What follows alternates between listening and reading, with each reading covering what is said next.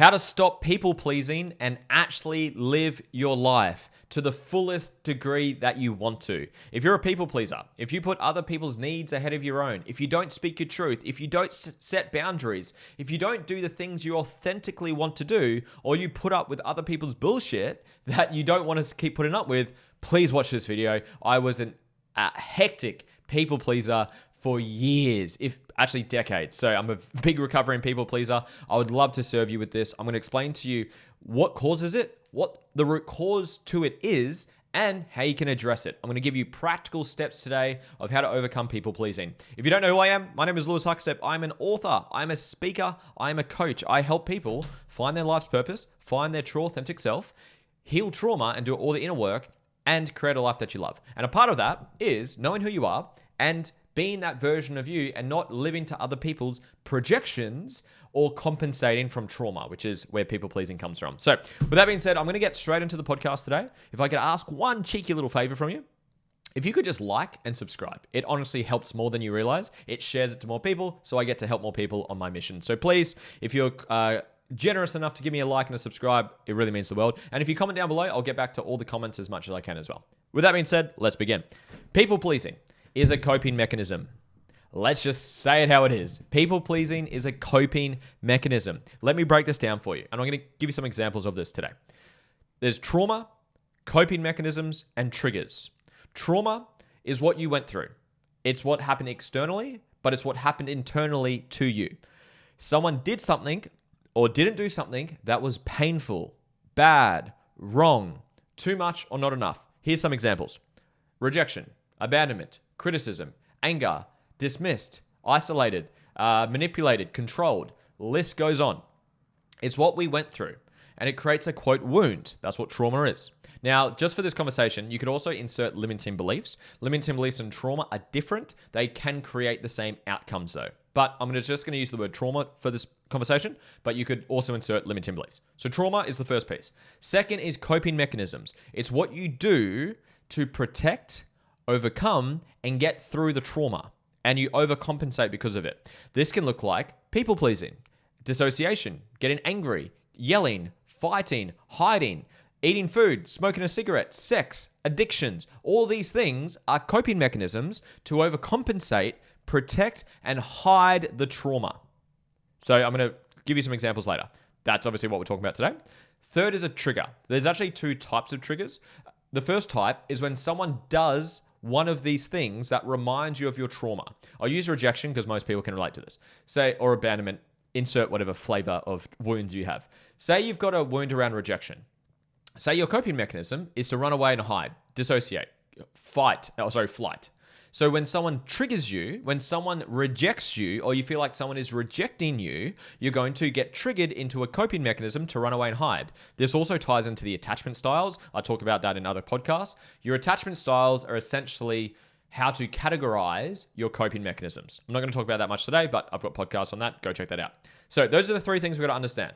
Trauma, coping mechanisms, and triggers. So the first trigger is what someone reminds you or does the trauma back to you. They reject you, they abandon you, they control you, they manipulate you, they lie to you, whatever it may be. Now, the second type is actually where people pleasing often shows up.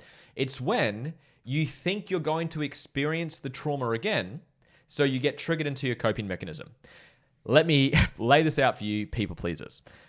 From my experience, I've coached almost 6,500 people now, and I'm a recovering people pleaser. I've coached so many people who have similar wounds to me. What I've found is people pleasers often have a wound around rejection, abandonment, being misunderstood, judged, embarrassed. They're the most common ones. There are obviously many other ones you could have, but they're probably going to be similar to those ones. So let's play this out. You got rejected or abandoned, or you were misunderstood, you were judged, you were criticized. So now you're going to try protect yourself from experiencing that wound again. So what can that look like? When you're with friends and someone does something that you don't want them to do, in your head subconsciously, you're like, I don't want to get rejected, so I'm going to bite my tongue. I'm not going to speak my truth. I'm going to be a people pleaser because I'm protecting myself from experiencing the trauma again. Please listen to that again. That's where people pleasing often comes from. I'll give you the practical tips of how to address this, but that's where it comes from. You're protecting yourself from experiencing the trauma again. Again, you can be triggered into it, like someone does something and it triggers you into a people pleasing, but very often it's actually the second type of a trigger. You're doing something, you think you're going to perceive, you're going to experience trauma again, so you get triggered into some pattern to protect yourself from it. Very often it's people pleasing. Well, people pleasing, is one form of a coping mechanism. So tune into it right now. If you're people pleasing, think about that. What are you protecting yourself from? It's a fucking juicy question, isn't it? Another question you can ask yourself, what are you scared to be seen as? Use a one-word answer. It will be a trait or a behavior or a part of you. Stupid, ugly, crazy, dumb, whatever it may be. There's 4,628 traits that human beings display. So you being a people pleaser is you protecting yourself from experiencing or being seen as a wound of yours. Isn't that interesting? Hope that's landing. If it's landing, please subscribe, please like, and please comment your thoughts down below. And also grab a copy of my book and grab a free trial to my coaching because I'll help you solve this stuff. Links are down below. That's what people pleasing is. People pleasing is a coping mechanism from your past hurt. So, with that being said, what do we do about it? There's a couple things. So number one, know your values. I talk about values all the time. Values are not things like freedom, honesty, loyalty, integrity, control. Those are behaviors and character traits. Values are areas of life that are intrinsically most meaningful to you. Family, relationships, travel, experiences, growth, learning, music, dance, health, whatever it may be. Things that you do. Know what your values are and schedule them into your calendar. I say this on my other podcast. Low self-worth is feedback. You're not living to your values. So if you've got your values and you want to go prioritize them, let's use the other one. Say you don't know your values. How are you meant to prioritize the things that are meaningful to you? You can't because you don't know what they are. So know your values, live to them. How do you find your values? Grab a copy of my book. It's the first thing that we do in the book.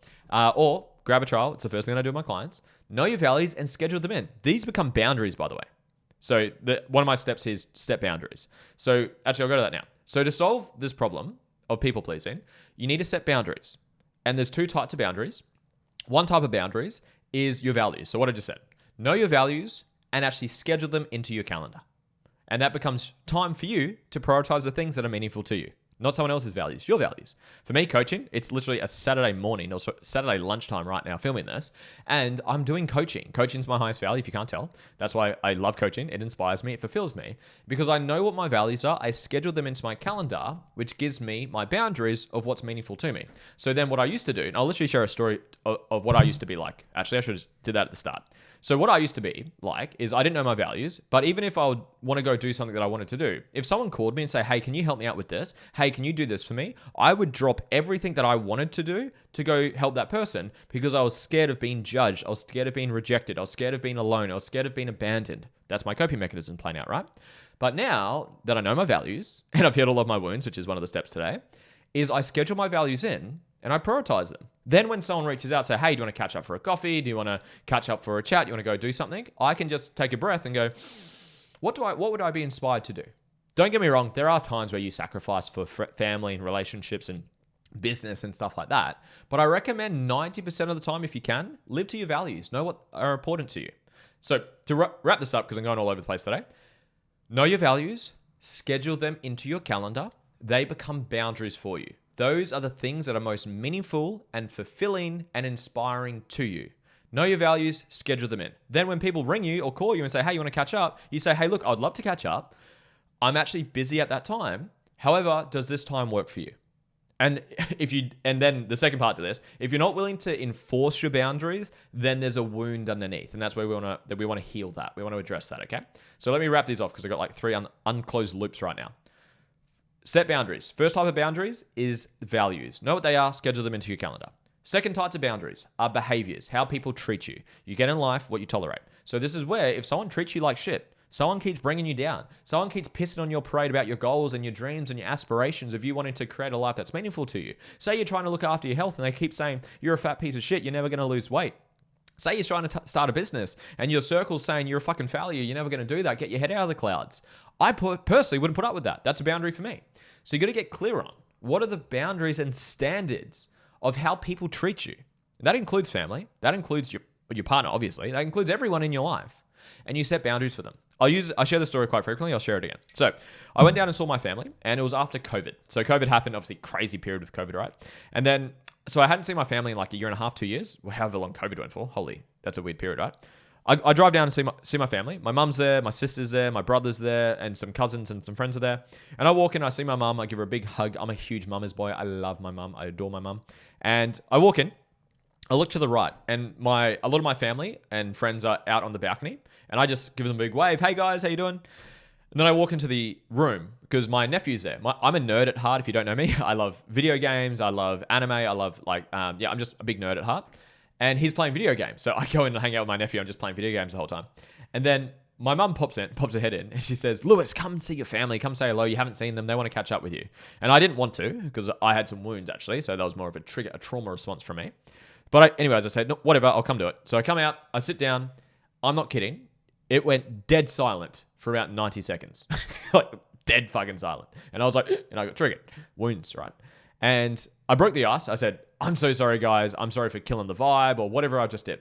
I'm just curious. I was trying to be vulnerable to like open people up. I was like, I'm just curious. You guys were talking before I came out here. I then came out here and I've killed the vibe. Everyone stopped talking. I'm just curious. What were you guys talking about before I got here? And they're like, oh, we were just talking about Kim Kardashian, Kanye West, and all these people. I said, okay, well, what were you talking about them? They're like, oh, we're just talking shit about them, to be honest. And they, like, without any, like, malice either, they just said, oh, we're just talking shit about them. And I said, okay, well, it just sounds like gossip, right? They're like, yeah, that's exactly what we're doing. And I said, look, I love you guys. I've driven down to see you. I love you guys. I want to know about what's going on in your life, your goals, your relationships, what's meaningful to you. I just want to let you know, I don't like to participate too much in gossip because what the energy you put out is what you get back, right? And no right, no wrong. But if you guys are going to continue to do that, I'm just going to go home. That's a boundary. That was a behavior that I did not want to tolerate in my life. Since that day, whenever that was, I don't even know, 2025 now? So how many years ago that was? 2 years, 3 years ago? They don't do it around me anymore. They respect my boundaries. If they kept doing it, I would then say, hey, look, guys, if you keep doing this, I'm not going to come see you anymore. Like that would be what a boundary is, right? A boundary is you're willing to walk away. That's the ultimate form of a boundary, right? So those are the two types of boundaries to set. Number one, know your values, schedule them into your calendar, and prioritize them. They're meaningful to you. They light your soul up. You're fulfilled, you're happy, your self-worth goes up. Do what's meaningful to you. Yes, be flexible because life happens, family happens, shit happens. So be okay to like flow a little bit out of it, but aim for sort of 80, 90%, prioritize your values. Do what's meaningful to you. Second is to know the standards and the behaviors of how people treat you and the behaviors you have in your life because you get in life what you tolerate. So you got to get really fucking brutally clear on what are the things you're no longer going to tolerate. Is it gossip, anger, negativity, being a victim, whatever it may be? Get fucking clear on that. And you have to be so honest, guys. Speak from your heart. Then you enforce them. This is where the triggers will probably come up, where it's like, great, who do you need to talk to today? That's actually a question I'd love to ask you. Who do you need to talk to today? What tough, or not, maybe not necessarily today, I would recommend do it today, like rip the Band-Aid off. What tough conversations have you been avoiding? It might be with your partner, friends, family, people, your social circle. What tough conversations are you avoiding? And have those conversations. Now, if you're not willing to and you're resistive to it, that's where trauma comes back into it. That's why I taught that at the start. Because say you're like, oh my God, I want to say this to my family, my partner, whatever it may be, but I'm scared of doing it. What are you scared of happening to you? What are you scared to be seen as? It will be a wound. That's why we want to heal that. And how do you heal that? Come work with me. I'll help you with it. I have tools in my book. I have tools in my coaching services. Link is down below. Come grab a free trial. You get a one-on-one call with me when you join. But that's when you got to go heal. You got to heal your shit, guys. You will attract people and circumstances to reveal where you haven't healed. Nothing triggers you, it reveals what's inside of you. So wherever you have emotional resistance, so triggers or projections is when you have mental or emotional resistance towards anything. You get triggered by something or someone, you have resistance to doing something, you judge someone, you project onto someone. There is something underneath there that you have not addressed yet. Your perception is a projection, if you've heard that term before. Life is a mirror. Life mirrors back to you the shit you haven't addressed yet. So the things you judge others for, the things you get triggered by, the things you judge yourself for are all revealing the parts of you haven't addressed yet.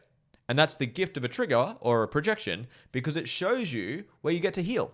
Perfect. That's where you just need the awareness, and then you need the tool, and you need to be willing to go do the tool to heal. How do you get the tool? Come work with me. I've got all those tools. I've helped people heal from abuse, from sexual abuse, from abandonment, from rejection, from control, manipulation, narcissistic abuse. List goes on. My shit works. If you trust me, if you like my energy, come grab a free trial, link down below, and get a one-on-one call with me. Let me summarize this. To help you overcome your shit, to help you stop being a people pleaser, what you need to do is to know your values, set them into your calendar, and prioritize them. Second, know what standards and behaviors you're going to no longer tolerate and have those tough conversations. Third, heal your shit. That's the technical right term. I love you guys. I hope you guys are well. I hope you got value from this. Please like, please subscribe, please share this around. It truly means a lot. It helps more than you realize. And if you want to grab a copy of my book or a free trial to my coaching, all the details are down below. I appreciate you. I love you. Have a great day. Bye.